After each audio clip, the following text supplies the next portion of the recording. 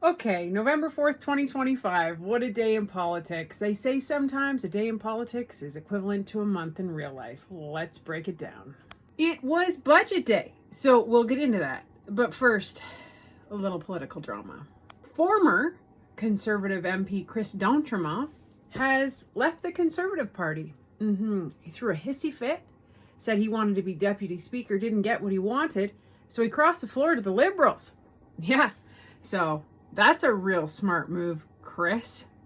You know what can't be bought or replaced? Integrity. Yeah, that's right, Chris.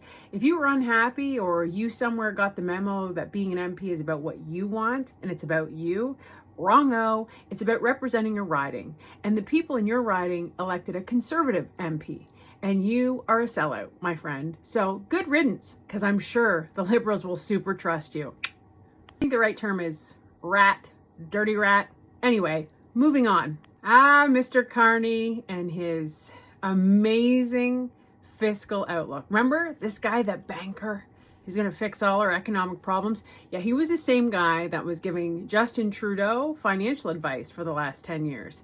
How's your groceries? How's your housing? How are your taxes? Does life feel more affordable? Ooh, what's that number there? What's that deficit number? 78 billion. Wow-wee! You sure blew that promised 43 billion. No, then it was 60 billion. Wow. Anyway, that works out to about $5,400 per household. But let's really break it down, because what's these numbers we speak of? 78 billion. Bear with me, we're going to have a little financial lesson. What is the debt to GDP ratio? Well, the debt to GDP ratio is like when you have a credit card and you put a whole bunch of money on your credit card, but you really didn't have the money to pay for all that you put on your credit card, and then you barely make the minimum payment every month, so your interest accrues and you end up having to owe more than you're making, right? So you have more debt than you actually have coming in.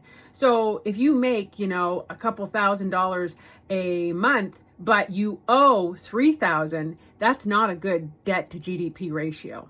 And that's what Mark Carney gave you. In 2015, when Justin Trudeau took power and the Liberals took power, it was sitting at around 31%. With Mark Carney being a banker and all, he thought, I got to get a higher mark. I got to aim higher. Just for the record, higher's bad. Higher's not good. So now we're sitting at around 43%. Yay, Banker Mark. And here's the thing, guys. If it gets too high, which it's doing, and that's not just me saying that, I'll tell you that in a second, you are paying more on interest than you are in funding programs. So these people who say they're empathetic and care about helping the most vulnerable, they're the ones that are getting the shaft more than anyone else. Because guess what we're paying more on? We're paying more on interest than we are in healthcare transfers. And I don't know if you've been to a hospital lately, but healthcare in Canada, not getting a very great grade. Also a great time to remind everybody that the government doesn't have any money, right? So these budgets of these billions of dollars that none of us can really comprehend, that's your money. It is not the government's money. The government does not have any money. Long and short of it is, folks, this is gloomy. This is nothing what was promised. This is nothing what you voted in. It's kind of like Chris D'Entremont.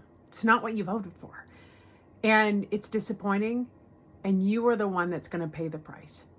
The reality is this budget is going to pass because the NDP and the Bloc are probably going to support it or abstain, which means you're going to be stuck with this bill. And we are going to have to figure this out together, because even though food bank usage is the highest it's ever been in history, it's going to get worse, guys. Unemployment numbers are going to go up. The parliamentary budget officer wasn't kidding.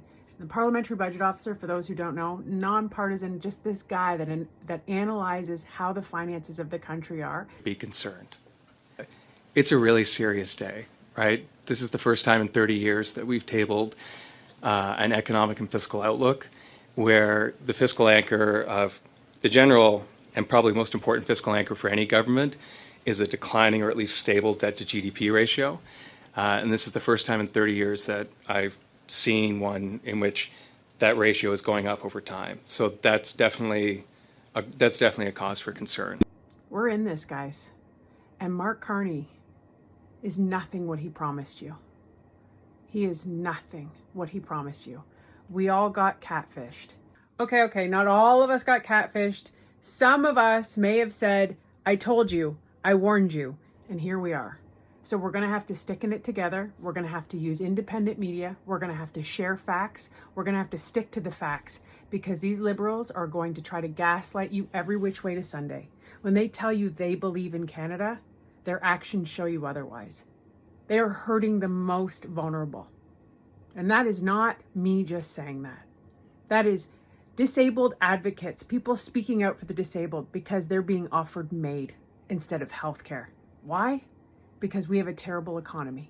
IPV victims of domestic violence are being murdered because the people are out on bail. And you know what a lot of relationships struggle with? Finances. You see, guys, when the economy is shit, everything is shit. Because all you need to do is look at the results, because the words that are coming out of their mouth does not match what's happening here in Canada.